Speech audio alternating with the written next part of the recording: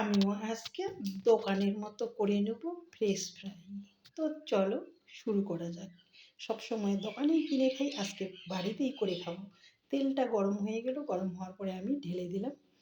দুটো আলু কেটে নিয়েছি, বড় বড় দুটো আলু। তো দেখো কেমন হয়। তো তেলটা গরম হওয়ার পরে লবণ হলুদ দিয়ে মাখিয়ে দিয়ে দিয়েছি। এখন শুধু হওয়ার বাকি। তো বিকেলবেলা কী খাবো ভাবছি।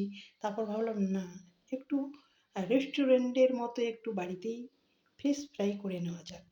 তো দেখতে থাকো তোমরা কেমন হয়। আমিও খুব এক্সাইটেড খাওয়ার জন্য, খুবই ভালো লাগে। তো এই যে দেখো হয়ে গেল মশমশা করে ভাজা।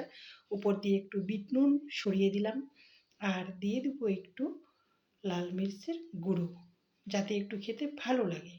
আর একটা জিনিস দরকার ছিল, যদি একটু সস থাকতো আরও ভালো হতো। তো আজকে এভাবেই খেয়ে নিই, এর পরের দিন তোমাদেরকে সস দিয়ে খাওয়াবো।